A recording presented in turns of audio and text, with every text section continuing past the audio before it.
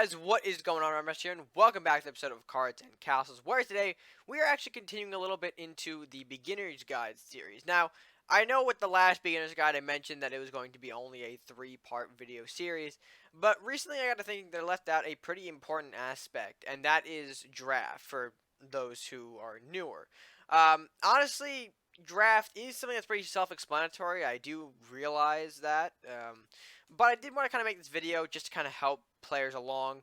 Some of the new ones who might overlook draft, or for some older players in the game who aren't really paying attention to draft, I kind of want to make this as a highlight video as to why draft is an important element in this game. Not only for older players, that way they continue to build up their collection, but for newer players as well to kind of get a grip on various mechanics in the game. So that being said, let's go ahead and jump into draft mode, and I'll break down what exactly is going on in this mode. So let's break this down by explaining what exactly is the draft mode. Well, the draft mode is a mode that opens up every weekend from Saturday to Sunday. You can go from Saturday morning into Sunday night. That's how long this event lasts. It's usually in between 2 different modes, which alternate every week with each other. But the purpose of draft is to just play matches with a deck that you randomly build on the spot. Usually, like I said, between the 2 modes, it goes between standard mode, which you create a deck out of one faction of your choosing. You're given a choice of 3 factions, and you choose the faction and then build a deck from there. Or it ends up being rainbow draft, where you select where you select a deck that is comprised of cards from every single faction. Now, honestly, both modes can be pretty fun, interesting to see kind of what people can come up with. But I kind of wanted to break down more of the reasonings behind why draft is important before we actually get into some gameplay of the draft. For older players, of course, they already are. Some of them are mostly aware of the benefits that draft gives you. You kind of get a card pack, and if you could decide to continue forward, you get some other extra rewards, which is not bad. Usually, a lot of players say just do the one game. The card pack is more than enough. But if you are a newer player who is still kind of learning, I say go beyond the one game, one win situation. Get a feel for how things work out, and that kind of transitions into why newer players should be playing draft every weekend. You have access to pretty much every card here. The draft mode does not require you to use your collection for this. You're essentially building a deck completely from scratch, given any resource possible. Now, of course, there are limits to this based on the choices that you're given. Usually, draft mode gives you 3 options. When you're picking a certain card for your deck, so you are limited in that regard. And if it's the standard, you're even further limited by the faction that you choose. But the idea still is present that if you are a newer player, you can learn mechanics. You can learn different cards or learn how to play different cards very easily by using this mode. And of course, like I mentioned before, if you are a newer player, you could of course go beyond the one win for additional rewards. More cards, some shards, and I'm not really sure personally what else is beyond that. I personally just stick to the one win because I do already have a full collection myself, but that shouldn't discourage players who are new from exploring more in draft mode. They are free entry, so you're not wasting any sort of currency to play these modes, so if you do lose a couple of times over, you can just jump right back in with a new deck and try again. Like I said, doesn't cost anything whatsoever. So that essentially breaks down the reasonings as to why draft is important. But now actually let's get into the draft gameplay. What is actually happening within this mode? So like I mentioned previously, the mode is varied between 2 different formats, the rainbow and the standard. But the draft gameplay itself is quite unique to the mode. Of course, like I mentioned before, you are drafting a completely new deck from scratch using any resources that the system gives you. So I do feel like that is a fun aspect to this. Of course, you never know what you're going to get in a draft, and of course, drafts can be either very poor, very great, or somewhere in between. So it really depends on the luck of it all, I'd say. But again, it is free entry, so don't let that discourage you. If you aren't having the best of times, you can just, of course, jump right back into it. But in terms of the gameplay itself, you are creating 25 card decks, so it is half of what a normal deck it is. Yeah, it's half of what a normal deck is. I think about it for a minute. 25. That's a long day. But anyway, of course, yeah, 25 card decks. They do bounce between the two formats. But what is some proper ways to draft? Because here's where I see some issues with some newer players, and not to kind of discourage you guys who are playing these draft modes, and you know, might be thinking, is he talking about me or whatnot? I get it. Everything's kind of new and shiny when you're in the draft mode. You see a card that you don't have and you want to use it, so bam, you go to it. But that doesn't necessarily mean that you're going to end up winning a lot of these games if you're just going based off cards you don't have. It's important to, of course, draft a good mix of things, a good healthy mix of things, and that's what this another portion of this video is going to be dedicated to. Just showing you guys what proper draft tools that you should be thinking of, along with the draft that I'm going to, of course, do myself here.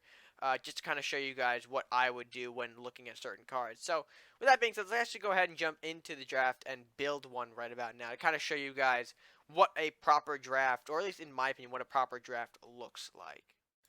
Alright, so the first thing that we would do here is, of course, open up the start screen, and we're presented with the mode that the draft is in. It usually, of course, varies week to week, but this week is going to be Rainbow, so we're going to get cards from every faction to choose from. So, of course, we're going to go ahead and enter this. Now, when we pick cards, it's important to kind of keep in mind that you do need a healthy mix of units. Honestly, units in this mode top the spells, and there are a few exceptions, but normally you want to have a good mix of units. Not only, not only powerful units, but a good mix. Of course, you want your early, your mid, your late game.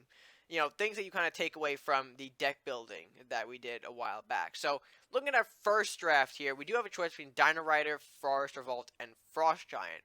So, for here, I see that we have Forest Revolt. It is a spell, sure. But honestly, that's not going to help me because I don't know if I'm going to get an injured Trent in this draft. So I'm going to stay away from the Forest Revolt for now. So that leaves us with two options. Dino Rider or Frost Giant. Honestly, right now, I'm going to go Dino Rider because it is the cheaper of the two options right now. And I just want to have that option available to me. Next up, Sushi Sack, Detonator, Rat Infested Hovel. Now, we don't have a unit here. So now let's go ahead and check out what else we can use. Sushi Sack is okay. So is Detonate. But honestly, the Hovel right now, super strong, super reliable as a spawner, so we're going to take that option. Next up, Cannoneer, Salahar Rider, or Dwarven Construction. We have a Dino Rider for Dwarven Construction, but honestly, we want more units at this moment, so we're going to kind of look away from the Dwarven Construction for a minute. So I got Cannoneer and Salahar Rider. I do want the early game as of right now, because we do have this Dino Rider in our semi-late, or mid to late game, so we're going to go ahead and take Salahar Rider as our option here. Face of the Dragon, Sharpshooter, or Lightning Blade. Now, here's a tricky scenario for me. We're going to look away from Face of the Dragon. We don't have any dragons to kind of utilize that, so this is not what we're looking at here. The choice between Sharpshooter and Lightning Blade. On one hand, you have the Sharpshooter, which is a great range unit.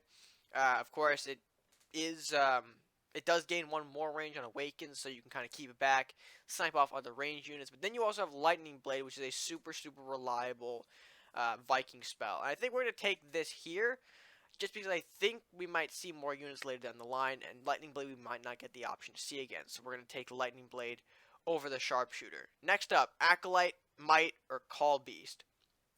Honestly, I'm not looking at Might of the Minotaur right now. Call Beast, while it does give me the option to bring out an early bear, I think Acolyte's the more safe and reliable choice here, so we'll go Acolyte. Next up, we have our legendary card, Verdict, Kargrum, or Genevieve. Verdict is a spell, although not an entirely useful one, because we don't have a lot of units to kind of utilize the trigger for this, so we're not looking at Verdict. Kargrum, we don't have any sacrifice cards, so there's no real point adding this into the deck, so that leaves us with one option, that's going to be Genevieve, so we'll take her. Next up, Armory, Ship of the Damned, Spear Strike. I'm going to take Armory here because you guys know, or for those you don't know, global buffs right now in this format are everything, so we're going to take that one. Next up, Detonate, Adaptive Armor, or Holy Bulwark, so all spells here. We're going to go with Detonate, because I feel like that's the one that's going to be more useful to us. Adaptive Armor, sure, we can get some health on a unit, but honestly, I think Detonate's just the more useful one in terms of just getting rid of things as well. Next up, Reinforce, Kunai, or Monk. Honestly, right now, I'm looking more at the Monk here. The Reinforce is okay. Kunai is pretty basic. We're not going to need that. So we're going to go with the Monk just to have more bodies here, more units to help us. This is a choice. We got Dojo, Journey, or Infernal Furnace. The Mystic Journey, we don't have many initiative cards. We only have the one in terms of Monk. The Dojo, we only have one trap in terms of Detonate. I'm going to go Infernal Furnace. That one's a bit of that's a shaky choice right there, honestly. I mean, not much I can really do about that, so we'll take the Furnace. Next up, Cloak of Ice, Ambush, or Lava Font. Well, we do have the Infernal Furnace already, so Lava Font's not looking too particularly strong right now. Cloak of Ice, I necessarily don't like this card. I know a lot of people find it more useful, find it strong, because you can kind of keep a lot of units in place with the Freeze Aura. But honestly, that's not my style, so I'm going to take the Ambush instead, because I feel like the Stealth might be a bit more useful to us in this scenario, so we'll take Ambush. Infiltrate, Dragonlord, or Ramrus. I'm going to take the Ramrus here, because we're lacking on units here, so we need all the units we can take right now. Hollow Winds, Dragonlore, or Firewhirl. I do need some more burn, or some more, like, out of hand damage. So I'm going to take the Firewhirl, because I don't think the other two are going to be useful to us. Necromancer, Panda, or Sheep to the Slaughter. Well, we do need more units, so we're not looking at Sheep. We don't really have a lot of undead units except for the zombies from Acolytes, so Necromancer's not going to do a whole lot. So I think we'll take Panda, give us a nice 5, 6, 7 here. Witch Doctor, Primordial Flame, or Ronin? Oh, this is interesting. Let's take Witch Doctor, because I feel like the bigger body might be more useful to us. Aijutsu, Mugging, or Swords. We need more units, so we're taking the Swords here. Mage Apprentice, Cultist, or Firewhirl. Well, we're not looking at Firewhirl. We do need some more units here. So the question is, do I want the Minor Spell for 1 gold more, or do I want the Cultist with more health? I'm going to go Cultist because we have the Acolyte in the 3G already. Let's see, another Legend. Evolution, we are going to look away from because we don't have any dinosaurs or baby dinos, excuse me, to utilize that. Parrot Rush, we don't have any sort of gold gain, any treasure to utilize that, so that leaves us with just taking the Headwood, so we'll do that. Pyromancer, Onslaught, or Paladin. I'm going to go with the Paladin. I don't think we need the Pyromancer. We'll take the Sea Witch, because that's the, we definitely need more bodies, we need more units. Cloak of Daggers, Ice Weaving, or Bestial Rage. Rampage is very useful, so we're going to take that. Doomship, Shadow Drake, or Sushi Shack.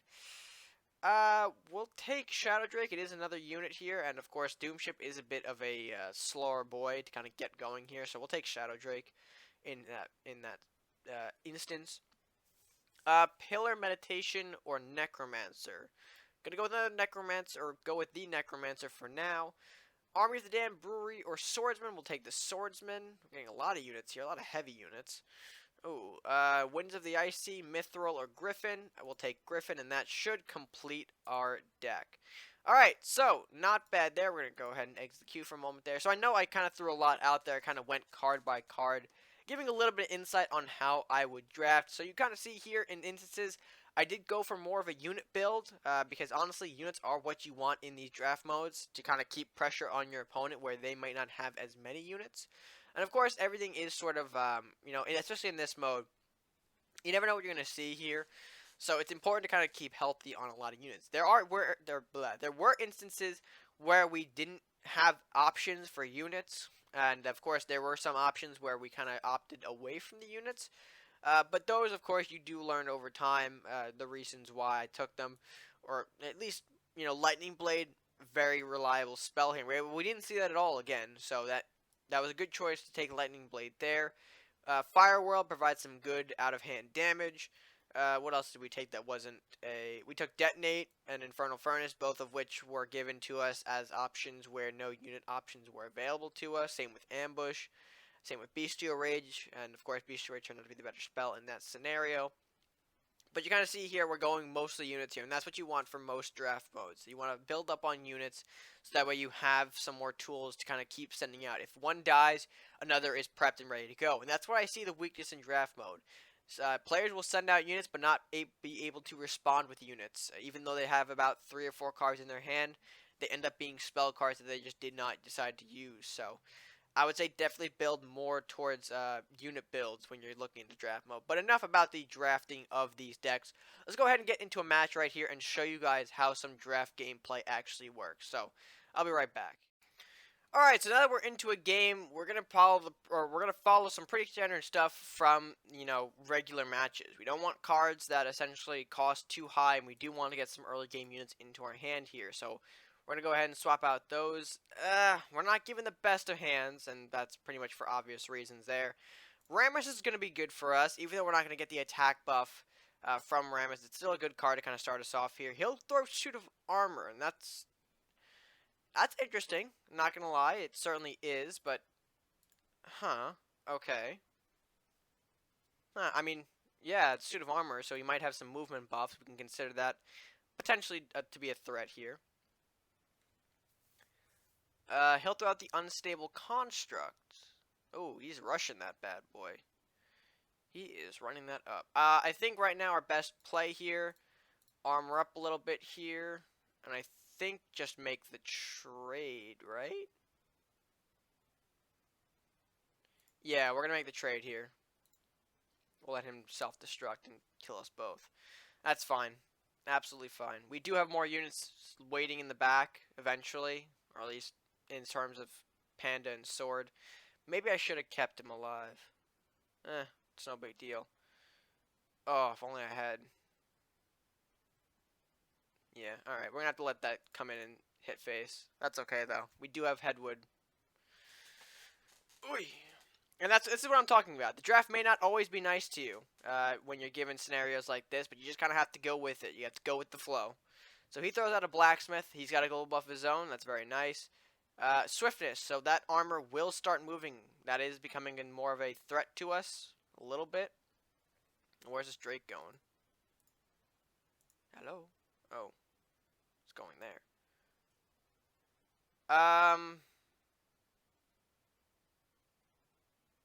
Oh, I do have a tricky plan. Yeah, this will help us a little bit here.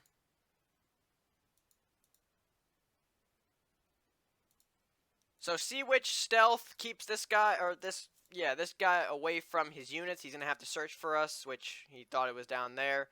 Wasn't down there, though, buddy. He does snipe off our armory, which is unfortunate, but it is what it is. And now we're going to have to start working our way to getting rid of some of these units here. I can't give Bestial Rage to this, can I? Ooh, Dragon Crest Shield and the Suit of Armor. Okay. Here's what we'll do.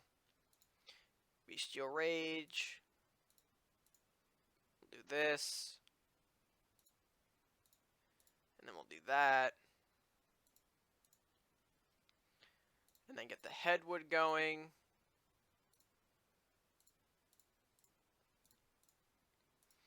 And then, eventually we'll end up with a Panda Bounce to get rid of the Suit of Armor. And the Blacksmith, I guess, as an added bonus to that. Ooh, okay, Fire Drake. Plus Sacred Quest. Okay, so he's going to draw from that. Totally fine. Little hurtful. But no big deal. Anything else to add on to that? Fear of Battle. Okay, so he's continuing to power up the Suit of Armor, which Voltron decks, I'm going to be honest with you guys, they don't work out super well. Okay, so we're going to have to hit... We're going to have to give him one card from that.